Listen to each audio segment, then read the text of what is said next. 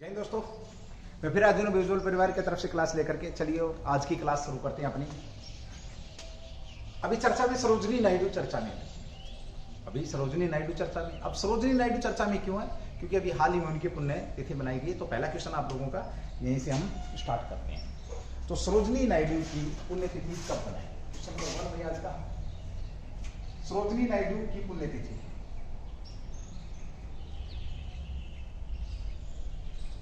सरोजिनी नायडू की पुण्यतिथि कब मनाई गई? ठीक है, पुण्यतिथि की यहां पर बात करते हैं तो कब मनाई गई? सीधी सी बात करें, पहले तो इसका कब मनाई गई? कल मनाई गई थी भाई। कब मनाई गई? कल यानी कि 2 मार्च को मनाई गई। ठीक है भाई, कब मनाई गई थी? 2 मार्च को मनाई गई थी। ध्यान रखिए, पहले इस क्वेश्चन का आंसर लेते हैं। कब मनाई गई आपका? तो 2 मार्च को जो सवर कोकिला थी, कह सकते हैं 2 मार्च को, जो कि एक आपकी बहुत ही बड़ी बेहतरीन स्वतंत्रता सेनानी भी थी भाई। इन्होंने अपने जीवन में स्वतंत्रता के लिए संघर्ष किया, बहुत सारा योगदान इन्होंने देश की आज़ादी में भी दिया। इन्होंने कविताएं लिखी, देश के ऊपर कविताएं लिखी इन्होंने, बहुत सारी बातें इनको। तो हम यहाँ पर बात करते हैं। तो 2 मार्च को क्या मनाई है? इनके पुण्यतिथि मनाई। अब बात आती कौन सी तिथि थी भाई? ये 73वीं तिथि मनाई गई है, सीधी बात करें। और साथ में हम बात करते हैं कौन से नंबर की थी? 73 नंबर की होगी। अब आता है आपका कब? तो मार्च 2 मार्च में कब? 1949 में, 1949, 2 मार्च 1949 को हृदय गति रुकने से या हार्ट अटैक, हृदय गति रुकने से क्या होती है? हृदय गति जो रुकने से इनकी मृत्यु, या कहें इनका जो निधन था वो हृदय गति के रुकने से इनका निधन हुआ 49 के अंदर। ठीक है, और वैसे भी 49 का जो ईयर हमारे लिए बड़ा बेहतरीन है, ध्यान रखेंगे, क्योंकि 26 नवंबर 1949 में हमारा संविधान बन करके तैयार हो गया था। ध्यान रहेगा आपको, 26 नवंबर 1949 को हमारा संविधान बनकर के तैयार हो गया था। और ये अंतरिम रूप से कह सकते हैं, अंतरिम रूप से क्या हो गया था? ये लागू भी हो गया था। क्या हो गया था? लागू हुआ कब? अंतरिम रूप से ये लागू हो गया था। या कह सकते हैं कितने एक्ट लागू हुए थे इस दिन? 16 एक्ट यहाँ पर लागू हो गए थे। ठीक है, साथ ही हम बात करते हैं, फिर हमने इसका 2 महीने के लिए वेट क्यों किया? यानी पूर्ण रूप से हम अगर बात करते हैं, पूर्ण रूप से जो संविधान कब आपका 26 जनवरी 1950 में, 1950 में आपका संविधान लागू हुआ, 26 जनवरी 1950 को। तो ये 2 महीने क्यों रुके? अब ध्यान रखेंगे, देखिए मैं बताता हूँ ये 2 महीने क्यों रुके। अब आपकी नॉलेज के लिए बता दूं, 2 महीने इसलिए रुके ये क्योंकि आपका 31 दिसंबर 1929 एक कांग्रेस का अधिवेशन था लाहौर कांग्रेस अधिवेशन में क्या हुआ था? एक निर्णय लिया गया, किसके द्वारा भाई? पंडित जवाहरलाल नेहरू के द्वारा एक निर्णय लिया गया। निर्णय क्या लिया गया था कि भाई आज के बाद या आगे आने वाले 26 जनवरी को हम क्या मनाएंगे? अपना 26 जनवरी को हम मनाएंगे, क्या मनाएंगे? अपना पूर्ण स्वराज दिवस मनाएंगे भाई। तो पूर्ण स्वराज दिवस, देखिए बहुत से क्वेश्चन, स्वराज दिवस भाई, बहुत से क्वेश्चन आपके यहाँ पर खेल होने वाले भाई। पूर्ण स्वराज दिवस पहला कब मनाया गया? 26 जनवरी 1930 को मनाया गया। ध्यान रखेंगे, किसके द्वारा मनाया गया है? तो घोषणा किसके द्वारा की? तो ये आपके सामने है। अब बात आती है कि पूर्ण स्वराज दिवस की डेट घोषित होगी। देश आजाद आपका 15 अगस्त 1947 में हो गया।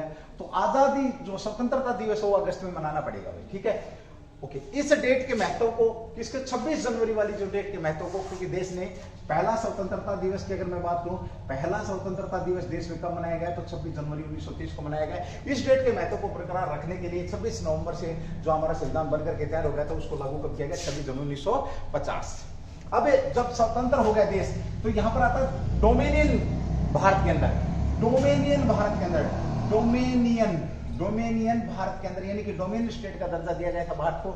डोमिनियन भारत में पहली कह सकते हैं भाई, डोमिनियन भारत में पहली आपकी जो राज्यपाल थी वो कौन थी? सरोजिनी नायडू। राज्यपाल कह सकते हो। तो प्रथम गवर्नर कौन थी आपके डोमिनियन स्टेट, यानी कि डोमिनियन भारत के अंदर जो प्रथम जो आपकी राज्यपाल थी वो कौन थी? आपके सामने में। ठीक है, ओके। तो सरोजिनी नायडू की बात करें। अब बात आती है कि भाई इनकी जो सरोजिनी नायडू का पुराना नाम क्या था? तो सरोजिनी नायडू का जो पुराना नाम था वो था सरोजिनी चट्टोपाध्याय। सरोजिनी उपाध्याय नाम था इनका। क्या नाम था? सरोजिनी चट्टोपाध्याय इनका नाम था भाई। ठीक है, यहां पर हम बात करते हैं, इन्होंने किससे, नायडू से शादी कर ली थी, इसलिए इन्होंने अपने नाम के पीछे क्या लगाना शुरू कर दिया, सरोजिनी नायडू यहां पर इन्होंने लगाना शुरू कर दिया। ठीक है भाई, ओके। साथ ही हम बात करेंगे, देखिए क्या करती थी ये, सामाजिक कार्यकर्ता थी, स्वतंत्रता सेनानी, स्वतंत्रता सेनानी थी, सामाजिक कार्य करती थी, सामाजिक कार्य करती थी भैया। ठीक है, ये भी ध्यान होना चाहिए आपको पता होना चाहिए, स्वतंत्रता सेनानी थी, सामाजिक कार्यकर्ता थी। और साथ ही बात करें, राज्यपाल का पद संभालने वाले डोमिनियन में पहली महिला थी। ठीक है, पहली महिला थी, ये भी आप लोगों को मालूम होना चाहिए। ओके, साथ ही बात करें राष्ट्रीय कांग्रेस की, किसकी भाई, राष्ट्रीय जो कांग्रेस है, राष्ट्रीय कांग्रेस की दूसरी महिला थी। राष्ट्रीय कांग्रेस की अगर हम बात करते थे क्या थी, दूसरी महिला थी, ये भी आप लोगों के लिए जानना बहुत जरूरी है। 1917 में रही, 1917 में इन्होंने क्या किया था, 1917 में महिला संघ की स्थापना करी। 1917 में इन्होंने किसकी स्थापना करी है, तो महिला संघ की स्थापना, महिला संघ की स्थापना करी है। महिला संघ की स्थापना कब, 1917 में इन्होंने महिला संघ की स्थापना करी है। ये भी क्वेश्चन आप लोगों के लिए शानदार बनता है। ओके, और साथ ही एनी बेसेंट के साथ इन्होंने सार्वभौमिक, यानी कि एनी बेसेंट आपको पता कौन थी, एनी बेसेंट के साथ इन्होंने क्या किया था, सार्वभौमिक, यानी कि सबको मत का अधिकार, मत के अधिकार की वकालत करी। ये भी आप लोगों के लिए क्वेश्चन बनता। सार्वभौमिक मत के अधिकार की सरोजिनी नायडू ने क्या करी थी, वकालत करी थी, ये होना चाहिए भाई। ओके, इनका जन्म की बात करें तो हैदराबाद में एक बंगाली परिवार के अंदर इनका जन्म हुआ था। हैदराबाद के अंदर किसमें, बंगाली परिवार में इनका जन्म हुआ था। साथ ही इन्होंने गोविंद राजुलू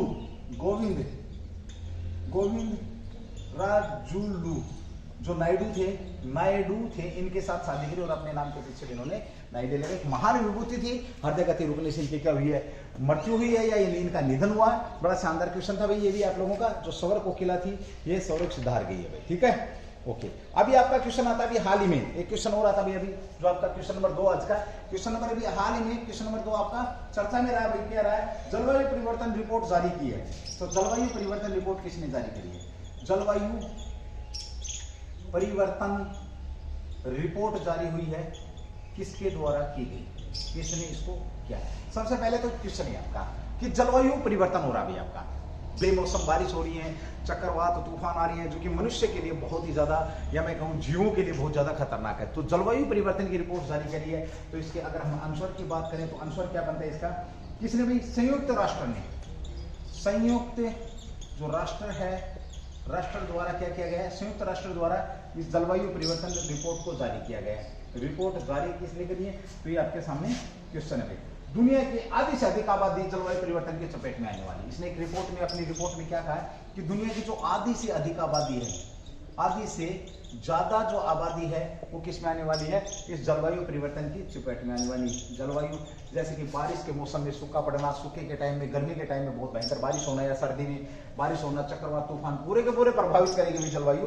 ठीक है, ये भी बड़ा अच्छा क्वेश्चन है। साथ ही इस रिपोर्ट में क्या गया है, दुनिया में जैसे आपका 2040 तक इन्होंने क्या कहा, भूखमरी आएगी, बीमारियां आएगी और क्या होगा, मौसम में परिवर्तन होगा, और लाखों जो आपकी जो किस्में, जीवों की जो किस्में हैं, जीवों की जो किस्में वो क्या होंगी, समाप्त होंगी, यानी कि क्या होंगी, लुप्त होंगी। जीवों की बहुत सारी जो लुप्त है जातियां क्या होंगी, लुप्त होंगी, भूखमरी भी फैलेगी, जलवायु परिवर्तन होगा। टेम्परेचर आपका 1.5 डिग्री सेल्सियस बढ़ रहा है। ठीक है, इससे क्या होगा, जो तटीय जो इलाके पूरे के पूरे बर्फ में डूब जाएंगे, समुद्र बढ़ेंगे, आपके समुद्र क्या बढ़ेंगे, और बर्फ की तादाद बढ़ेगी, और गर्मी इतनी ज्यादा हो जाएगी, गर्मी कितनी हो जाएगी कि घरों से निकलना, गर्मी ज्यादा बढ़ेगी, और गर्मी के कारण क्या होगा, जलवायु परिवर्तन से गर्मी ज्यादा बढ़ेगी, और गर्मी जब बढ़ेगी तो होगा क्या, आपका ग्लेशियर पिघलेंगे। साथ ही क्या होगा, जो किसानों से संबंधित, यानी कि घर से बाहर नहीं निकल पाएंगे, इतनी गर्मी होगी, तो किसान खेती कैसे करेंगे, यानी कि खेती आपकी प्रभावित होगी, और जब खेती प्रभावित होगी तो क्या होगा, भूखमरी बढ़ेगी। तो ये आपका जलवायु परिवर्तन की रिपोर्ट जो संयुक्त राष्ट्र संघ ने दी है। और 2050 तक की बात करिए, तटियों 2050 तक जो तटीय इलाके हैं वो लगभग आपके डूब जाएंगे। कब तक की बात है, 2050 तक जो तटीय इलाके हैं, कौन से इलाके, तटीय जो इलाके हैं ये क्या हो जाएंगे, डूब जाएंगे पानी में, क्योंकि बर्फ आपकी पिघल जाएगी। तो 2050 की भी हम अगर बात करते हैं तो तटीय इलाके आपके बर्फ में डूब जाएंगे। ये भी शानदार क्वेश्चन आपका बन रहा है। ठीक है, रिपोर्ट ये जारी करी है, इसके ऊपर हमने यहाँ पर बात कर ली। एक बार इसका आप नोट करेंगे या स्क्रीनशॉट जो भी आपने लेना ले सकते हैं। ठीक है, चलिए। अगले क्वेश्चन की बात करते हैं, बड़ा शानदार क्वेश्चन है, एक बार इसको रफ कर दो, उसके बाद आगे बढ़ेंगे भाई।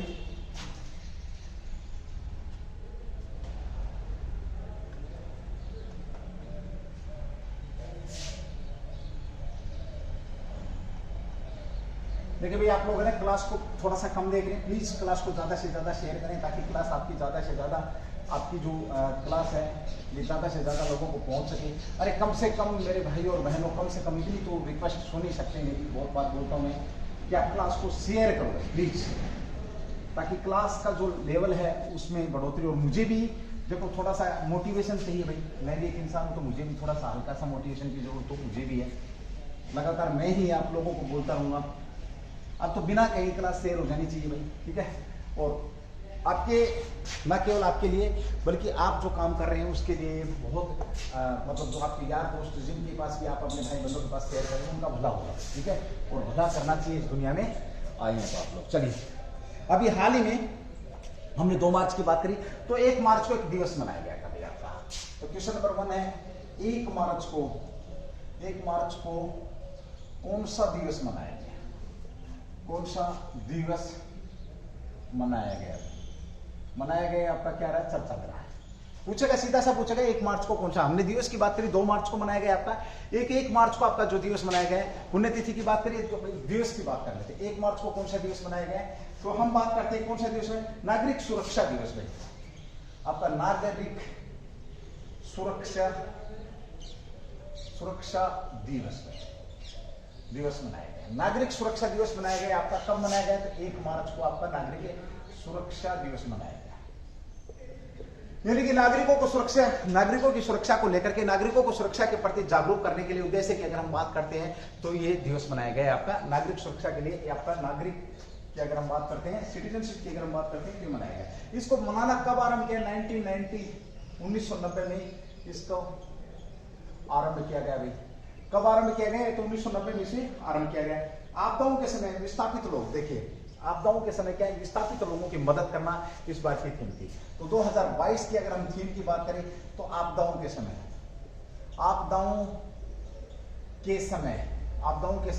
विस्थापितों की मदद करना। आपदाओं के समय जैसे बाढ़ आ गई, आपकी बाढ़ आ गई, भूकंप आ गया, लोगों के घर ढह गए भाई, ठीक है। बाढ़ आ गई, भूकंप आ गया, लोगों के घर ढह गए, तो उनके लिए घर या शेल्टर देना, उनको कह सकते हैं, उनकी मदद करना। जैसे फॉर एग्जांपल अभी हाल ही में अगर हम बात करते हैं, चर्चा में आपका भाई बहुत हाईलाइटेड मुद्दा है, बच्चे के मुंह पे नाम है यूक्रेन और रशिया। यूक्रेन से बहुत से लोग पलायन भी कर रहे हैं, बहुत से लोग अपने देश प्रेम को दिखा भी रहे हैं, वहीं पर अपनी मतलब वहीं पे मरना पसंद कर रहे हैं, और बहुत से लोग देश को छोड़ भी रहे हैं। तो जो साथ में जो देश लग रहे हैं, जहां पे वो जा रहे हैं, तो उन देशों की भाई हम कह सकते हैं कि जो विस्थापित है उनकी मदद करनी चाहिए, उन्हें कुछ दिन के लिए रोकना चाहिए, उनको घर देना चाहिए, उनकी हेल्प करनी, खाने पीने रहने की व्यवस्था करनी चाहिए भाई। ये भी आपका इसमें कह सकते हैं, ये थीम थी भाई आपकी इस बात की, ठीक है, ओके। साथ ही में अगला क्वेश्चन आता है आप लोगों का, अभी हाल ही में क्वेश्चन नंबर आपका 4, अभी हाल ही में आपका एक मेला चर्चा में, अभी हाल ही में आपका एक मेला चर्चा में, कौन सा मेला चर्चा में, हरियाणा का एक प्रसिद्ध मेला चर्चा में। तो हरियाणा का कौन सा प्रसिद्ध मेला चर्चा है, हरियाणा का कौन सा मेला चर्चा में है, और वो भी क्यों ना भाई आपका शिल्प मेला भाई, क्राफ्ट मेला आपका भाई ध्यान रखिए। तो सबसे पहले तो मेले की बात कर लेते हैं, तो कौन सा आपका शिल्प मेला है, शिल्प मेला भी मेला है, कह सकते हो क्राफ्ट मेला भी, क्राफ्ट मेला है, ये भी आप लोगों को मालूम होना चाहिए। शिल्प मेला है, क्राफ्ट मेला है, कहां पर लग रहा है, हरियाणा के अंदर भी, तो आपका ये फरीदाबाद के अंदर लग रहा है, फरीदाबाद के अंदर भी, कहां पर भी आपका फरीदाबाद में। अब जिक्र अब तक मैंने नाम नहीं बताया, नाम क्या है इसका, सूरजकुंड मेला भाई। कौन सा मेला आपका, सूरजकुंड मेला भाई, कौन सा मेला आपका, सूरजकुंड मेला। यहां पर क्या कह सकते हैं हम, सूरजकुंड मेला आपका यहां पर लगा, ठीक है, ओके। चलिए अब बात करते हैं, देखिए फरीदाबाद के अंदर है, सूरजकुंड मेला है, ये आप लोगों को पता है, फरीदाबाद में लगा। अब एक बार थोड़ी सी हरियाणा की बात कर लो भाई, हरियाणा कब बना आपका, 1 नवंबर 1966 को बना था भाई आपका, 1 नवंबर 1966 को बना था। यहाँ पे क्वेश्चन ये है कि 1 नवंबर जब 1966 को बना था तो किससे हटका, मतलब किससे अलग करके, तो पंजाब, पंजाब से अलग किया गया था, पंजाब से अलग करके बनाया गया था भाई, ठीक है, पंजाब से अलग करके बनाया गया था। और हरियाणा की बात करूं तो हरियाणा भाई खेलों में भारत में सबसे पहले नंबर पर है। भारत में अगर खेल की बात आती है तो भारत में खेल की बात आती है तो हरियाणा का नाम सबसे ऊपर आता है। दूध दही का खाना, इस अंडे मारा हरियाणा, ठीक है, ओके। चलो 1 नवंबर 1966 को इसकी क्या हुई थी, स्थापना हुई थी, हम कह सकते हैं, ठीक है। कुश्ती यहाँ का फेमस है, कुश्ती कबड्डी यहाँ का क्या है, फेमस गेम है। फरीदाबाद के अंदर ये मेला लग रहा है। फरीदाबाद की अगर बात करते हैं तो हरियाणा में सबसे ज्यादा जनसंख्या घनत्व, सबसे ज्यादा आपका जनसंख्या घनत्व रखने वाला डिस्ट्रिक्ट कौन सा आपका, फरीदाबाद। सबसे ज्यादा जनसंख्या की अगर हम बात करते हैं, जनसंख्या कहां की है, तो फरीदाबाद की है। हरियाणा में रहने लायक जगह है कि अगर हम बात करते हैं हरियाणा में रहने लायक जगह की अगर हम बात करते हैं तो फरीदाबाद भाई, फरीदाबाद। 15 अगस्त 1947 को, अभी थोड़ी देर पहले क्वेश्चन था विस्थापितों के लिए, 15 अगस्त 1947 को जो विस्थापित पाकिस्तान से जो विस्थापित आए थे, पाकिस्तान से विस्थापित लोगों के लिए फरीदाबाद शहर को क्या किया गया था, बसाया गया था, कह सकते हैं। फरीदाबाद उनके लिए सेंटर होम की व्यवस्था कहां पर की गई थी भाई, फरीदाबाद के अंदर उनकी। और यहाँ पर क्या कह सकते हैं हम, यहाँ पर आपका इंडस्ट्रीज एरिया भी क्या पर है, आपका इंडस्ट्रीज एरिया भी आपका फरीदाबाद के अंदर, और यहीं पर सूरजकुंड मेला आपका लग रहा है, ठीक है, ओके। अब इसमें बात आती है भागीदारी राष्ट्र कौन सा। इस मेले के अंदर एक भागीदारी राष्ट्र होता है और एक आपका सहयोगी का होता है, स्टेट होता है, उसके ऊपर हम बात करेंगे। सूरजकुंड मेले का जो 2022 वाले की अगर हम बात करते हैं तो इसका जो भागीदारी राष्ट्र है भाई, यहाँ पे लिखा होगा उज्बेकिस्तान, उज्बेकिस्तान। और जैसे ही उज्बेकिस्तान याद आता तो ताशकंद समझौता भाई, ताशकंद समझौते की अगर हम बात करते हैं तो यहाँ पर हमारे पीएम साहब थे, कौन थे आपको पता, लाल बहादुर शास्त्री, जिन्होंने लाल बहादुर शास्त्री की जो मृत्यु हुई थी कहां पर हुई थी, लाल बहादुर जो शास्त्री साहब थे उनकी मृत्यु हुई कहां पर, ताशकंद समझौते के अंदर हुई थी, कह सकते हैं। उज्बेकिस्तान को भी आप लोग जानते हैं, ठीक है भाई। और उज्बेकिस्तान इस बार जो हरियाणा का सूरजकुंड मेला है तो क्या ये आपका यहाँ पर कह सकते हैं भागीदार राष्ट्र, भागीदार राष्ट्र कौन सा आपका, उज्बेकिस्तान है, ठीक है भाई। साथ ही हम भागीदारी थीम राज्य की बात करें, भागीदारी थीम राज्य, भागीदारी थीम जो राज्य है या यूटी कैसा राज्य है, यूटी की बात करें तो ये आपका जे.एंड.के, कौन सा आपका, जे.एंड.के, ठीक है भाई, ओके। तो लाल बहादुर शास्त्री की मतलब मृत्यु कहां पर हुई थी, आप कह सकते हैं ताशकंद समझौते के दौरान, ठीक है, उसको कैसे बोल सकते हैं, पद पर रहते विदेश के अंदर जिनकी मृत्यु हुई, लाल बहादुर शास्त्री। जय जवान जय किसान का नारा देने वाले व्यक्ति भी यही थे, जय जवान जय किसान का नारा देने वाले व्यक्ति भी प्रधानमंत्री हर कौन थे, यही थे, ठीक है, ओके। साथ ही देखिए हम बात करते हैं यहाँ पर कि आपका कौन सा मेला, कौन से नंबर का, तो 35वां सूरजकुंड मेला, 35वां सूरजकुंड मेला लगा आपका। सूरजकुंड मेला कौन सा हुआ आपका, 35वां सूरजकुंड मेला लगा आपका, ये आपको मालूम होना चाहिए, ठीक है। कहां पर, हरियाणा की राजधानी की अगर हम बात करते हैं तो चंडीगढ़, संयुक्त रूप से जो चंडीगढ़ है, चंडीगढ़ हरियाणा की राजधानी है। यहां पर हम कह सकते हैं राज्यसभा की सीटों की अगर हम बात करते हैं तो 5 हैं, लोकसभा की सीटों की अगर हरियाणा की हम बात करते हैं तो 10 है। क्वेश्चन तुम्हारे लिए, विधानसभा की सीटें हरियाणा के अंदर कितनी है। विधानमंडल की अगर हम बात करते हैं तो 1 सदनीय है, ये भी आप लोगों को पता है, विधान परिषद यहाँ पर नहीं है। सीएम साहब की अगर हम बात करते हैं तो खट्टर साहब, मनोहर लाल खट्टर क्या है, सीएम है, बीजेपी की गवर्नमेंट है, ये सारी चीजें आप लोग जानते हैं। चलिए अगले क्वेश्चन की बात करते हैं, ठीक है, ओके। अगला क्वेश्चन जो आपका निकल कर क्या है वो अभी हाल ही में आपकी एक रिपोर्ट जारी हुई है, ठीक है। तो रिपोर्ट कौन सी जारी हुई है उसकी बात करते हैं। देखिए आपकी इन्वायरमेंट रिपोर्ट, सीधा सा लिखेंगे क्वेश्चन नंबर 4 आपका 5 करिए, क्वेश्चन नंबर 5, एक बार इसको मैं रफ करता हूं, उसके बाद अगले क्वेश्चन की हम यहाँ पर बात करते हैं। चलिए क्लास को ज्यादा से ज्यादा आप लोग शेयर करें, क्लास में बहुत बेहतरीन से बड़े शानदार क्वेश्चन आप लोगों को यहाँ पर मिलने की प्रबल संभावना है। हाँ, चंडीगढ़ का लिख सकते हैं आप लोग, चंडीगढ़ किस प्रधानमंत्री के सपनों का शहर था, तो पंडित जवाहरलाल नेहरू के सपनों का शहर था चंडीगढ़ आपका। साथ ही हम कह सकते हैं कि देश के अंदर व्यवस्थित तरीके से बसाया गया पहला शहर कौन सा था आपका, तो चंडीगढ़ था। चंडीगढ़ के अंदर अगर मैं बात करूं जो फूलों की खेती होती है सबसे ज्यादा अगर चंडीगढ़ के अंदर होती है। हरियाणा की अगर हम बात करते हैं तो पानीपत के अंदर होती है। चंडीगढ़ की अगर बात करें, चंडीगढ़ आपका जो हरियाणा का जो हाईकोर्ट है संयुक्त रूप से पंजाब, जो आपका हरियाणा का हाईकोर्ट है कहां पर, चंडीगढ़ के अंदर है, जो संयुक्त रूप से आपकी राजधानी पंजाब और चंडीगढ़ की जो राजधानी है। हाईकोर्ट की अगर हरियाणा हाईकोर्ट की बात करते हैं जो चंडीगढ़ के अंदर है, पहले कहां पर था आपका, ये पहले शिमला में था। शिमला से पहले कहां पर था भाई, ये शिमला से पहले ये लाहौर के अंदर था। किसके अंदर था, शिमला से पहले आपका ये लाहौर में था, ठीक है। चलिए भाई ओके, अभी हाल ही में जब चंडीगढ़ की बात आ रही है तो ध्यान रखेंगे आप लोग। एक क्वेश्चन और बनता है आपका, क्वेश्चन नंबर 6 आपका। चलिए क्वेश्चन है, चंडीगढ़ जो हाईकोर्ट है आपका, चंडीगढ़ हाई कोर्ट चर्चा में है, चर्चा में है। Chandigarh high court, Punjab Haryana Chandigarh high court है, ये चंडीगढ़ हाई कोर्ट आपका चर्चा में है, क्यों है? बड़ा शानदार क्वेश्चन है। देखिए कुछ दिनों पहले की बात है कि भाई चंडीगढ़ हाई कोर्ट चर्चा में आपका, तो कुछ दिन पहले की बात है कि केस आया था चंडीगढ़ के अंदर। भाई चंडीगढ़ के अंदर एक केस आया था जिसके अंदर कहा गया था कि लिव इन रिलेशन को लेकर के चर्चा का विषय था। लिव इन रिलेशन, कौन सा रिलेशन भाई? लिव इन रिलेशन को लेकर के चर्चा में था आपका, कह सकते हैं live in relation, relation, live in relation चर्चा का विषय को एक केस आया था चंडीगढ़ के अंदर। और लिव इन रिलेशन का जो मतलब होता है ये होता है कि भाई जो लड़का या लड़की बिना शादी के एक साथ रहते हैं, बिना शादी के एक साथ रहते हैं, तो उसको क्या बोलते हैं? हम लिव इन रिलेशन बोलते हैं। उसे क्या कहा जाता है? लिव इन रिलेशन कहा जाता है। और ये भारतीय जो संस्कृति है ये इस चीज को अलाउ नहीं करती है।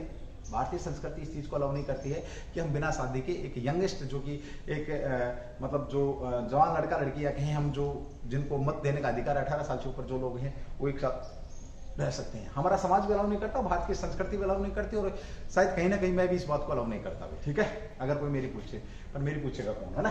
चलिए कोई बात नहीं। तो चंडीगढ़ कोर्ट ने क्या कहा था? चंडीगढ़ कोर्ट ने कहा था कि भाई ये गलत है, ये हमारे समाज का क्या नैतिक पतन है, हमारे समाज का क्या कर देगा ये, हमारे जो समाज है, हमारे समाज का नैतिक पतन हो जाएगा। नैतिक पतन की बात करें तो व्यभिचार फैल जाएगा, व्यभिचार फैल जाएगा मतलब ये कि कैरेक्टरलेस हो जाएगा समाज में। फिर कोई मतलब जो फाउंडेशन आपकी कोई किसी प्रकार की कोई बात यहाँ पर नहीं रहेगी, कोई किसी की शर्म नहीं करेगा, तो ये कहीं ना कहीं ये नहीं होना चाहिए। कुल मिलाकर अगर मैं बात करूँ लिव इन रिलेशन की, तो हाईकोर्ट था, चंडीगढ़ हाईकोर्ट ने इसने क्या किया था? मना किया था, नहीं होना चाहिए, नहीं होना चाहिए।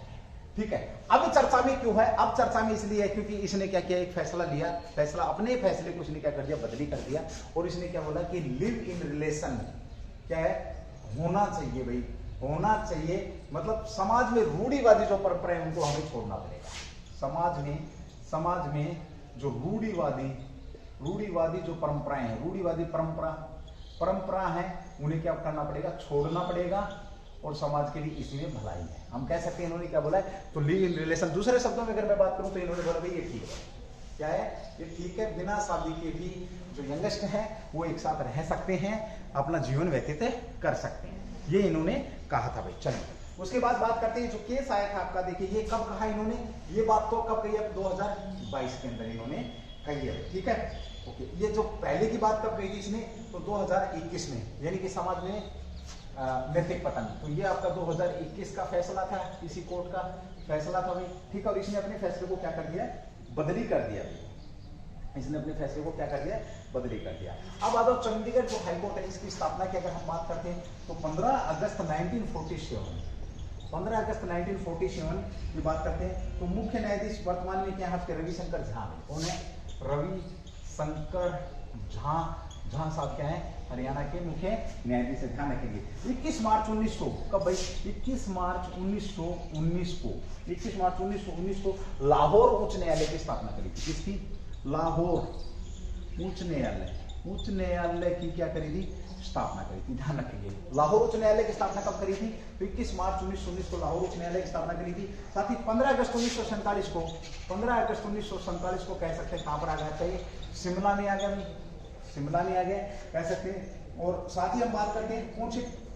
आपका 17 जनवरी 1955, 17 जनवरी 1955, या सीधा लिखेंगे 1955 में आपका ये कहां पर आ गया आपका न्यायालय, जो वर्तमान में चंडीगढ़ के अंदर। कहां आ गया भाई आपका? ये चंडीगढ़ के अंदर आपका वर्तमान में जो न्यायालय है ये आ गया आपका। चलो हमने यहाँ पर बात करी किसके? न्यायालय की बात करी, जो संयुक्त रूप से आपका पंजाब हरियाणा का जो हाईकोर्ट है उसकी बात करी है हमने यहाँ पर भाई। 15 अगस्त 1947 की स्थापना करी थी। कहाँ पर करी गई थी इसकी स्थापना? ये आप लोग समझ रहे हैं, शिमला के अंदर था 15 अगस्त 1947 को। उससे पहले 21 मार्च 1919 को लाहौर के अंदर था उच्च न्यायालय आपका। और देश के अंदर अगर उच्च न्यायालयों की बात करें तो वर्तमान में कितने आपके? 25 है। वर्तमान में क्या आपके? 25 है। 17 अगस्त 1955 को चंडीगढ़। और चंडीगढ़ किसके सपनों का शहर है? तो पंडित जवाहरलाल नेहरू, पंडित जवाहरलाल जो नेहरू हैं इनके सपनों का शहर, सपनों का जो शहर है इसको माना गया है क्या? पंडित जवाहरलाल नेहरू के द्वारा जो इनके सपनों का शहर। देश के अंदर पहला पहला व्यवस्थित तरीके से बसाया गया शहर भी आपका यही है। ठीक है, ओके। अभी हाल ही में क्वेश्चन नंबर एक और, जब हरियाणा की बात चली तो आज मेरे ख्याल में वही हरियाणा का ही नंबर है, क्वेश्चन नंबर 6 है, क्वेश्चन नंबर 7। एक हरियाणा की हस्ती है जिनका भी चर्चा में नाम है, तो कौन है? पूजा जातियान। पूजा जातियान क्या है? जातियान चर्चा में है। इनका संबंध कहां से? इनका संबंध की अगर मैं बात करूं कहां से है तो बड़ा अच्छा क्वेश्चन बनता है। पूजा जातियान चर्चा में, तो इनका संबंध की अगर बात करूं तो मैं पहले बोल चुका आपको कहां से संबंध इनका? हरियाणा से। पूजा जातियान क्या है? कहां से आपका? इनका हरियाणा से संबंध है। और ध्यान रखेंगे इन्होंने क्या? तीरंदाजी पैरा चैंपियनशिप, तीरंदाजी पैरा चैंपियनशिप है, तीरंदाजी पैरा चैंपियनशिप को इन्होंने क्या किया? जीता। इन्होंने क्या किया? जीता है, ये कह सकते हैं। और पहली भारतीय बने हैं जिन्होंने ये मेडल जीता। पूछा जाता है क्या? जिन्होंने मेडल जीता, पहले भारतीय बनी है, पहली भारतीय हैं जिन्होंने ये मेडल जीता। पूजा जाता है पहली भारतीय हैं जिन्होंने, पूजा जाता है ने ये मेडल जीता है। और तीरंदाजी पैरा चैंपियनशिप की अगर हम बात करते हैं तो इसमें अब बात आता है, ये चैंपियनशिप हुई कहां थी भाई? आपका संयुक्त अरब अमीरात, UAE, संयुक्त अरब अमीरात के अंदर क्या हुआ है? ये इसका क्या हुआ भाई? हुआ पैरा ओलंपिक की। हम थोड़ी सी यहाँ पर बात कर लेते हैं। देखिए पैरा ओलंपिक की अगर हम बात करें, पैरा ओलंपिक हुआ था आपका ओलंपिक। पैरा ओलंपिक में बहुत से लोगों ने क्या किया था? गोल्ड जीता था। गोल्ड जीतने वाले खिलाड़ियों में अगर हम यहाँ पर नाम लेते हैं, ध्यान रखिए। नंबर 1 आपका अवनी जो लखेरा साहब है, लखेरा जो है अवनी लखेरा है, अवनी लखेरा, इन्होंने भी जीता था भाई। साथ ही सुमित अंतल की बात करते हैं, सुमित अंतल भी भाई इन्होंने जीता था। उसके बाद है सुमित अंतल ने किसमें जीता था? तो भाला फेंक। हम कह सकते हैं पैरा ओलंपिक और ओलंपिक में हमारा जो नीरज चोपड़ा भी भाला फेंक में थे, या नॉर्मल ओलंपिक में, और सुमित अंतल पैरा ओलंपिक में। इन्होंने 2 गोल्ड आपको इस बार भाले में मिले। कितने गोल्ड मिले? भाले में 2 गोल्ड मिले। साथ ही मनीष की बात करें तो मनीष ने शूटिंग में भाई, मनीष जो शूटिंग है। साथ ही प्रमोद और कृष्ण नागर, आपका एक है प्रमोद है, प्रमोद भगत, ठीक है। और एक कृष्ण जो आपका कृष्ण जो कृष्ण नागा है, कृष्ण इनका नाम है कृष्ण। इन्होंने दोनों ने किसमें? बैडमिंटन में इन्होंने क्या जीता भी? हाल ही में जो पैरा ओलंपिक हुआ था, गोल्ड जीते थे। ये भी आपका बड़ा शानदार क्वेश्चन रहेगा, ये भी आप लोगों को मानना होगा और देखना होगा। 2022 में आप लोगों के लिए ये क्वेश्चन बहुत मोस्ट इंपोर्टेंट क्वेश्चन है, जो कि आपको काम आने वाला है। ठीक है, चलिए एक बार इसका स्क्रीनशॉट ले सकते हैं, या जो भी आपने करना है नोट किए होंगे तो अच्छी बात है, नहीं किए हैं तो और भी अच्छी बात है, क्योंकि सिवाय पछताने को और कुछ बचने वाला है नहीं। फिर भाई अगर नोट नहीं करे हैं तो देख लेना। ठीक है, चलिए फिर चलते हैं, हम बात करते हैं अभी अगले एक और क्वेश्चन के लिए। एक बार रफ कर रहा हूँ, उसके बाद चलते हैं।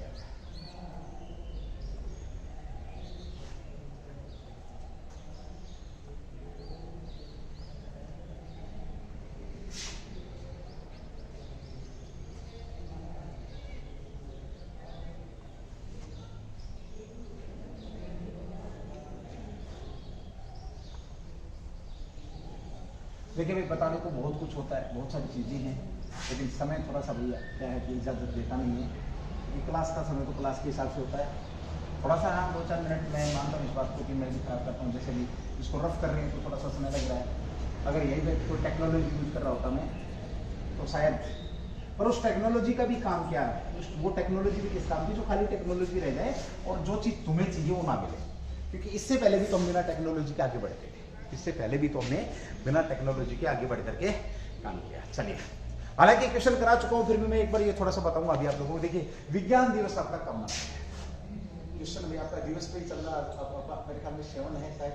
विज्ञान दिवस की अगर हम बात करते हैं, विज्ञान दिवस 28 फरवरी कब मनाया गया था? आपका 28 फरवरी को मनाया गया था। क्वेश्चन करवा चुका हूं, लेकिन यहाँ पर क्वेश्चन दूसरा है।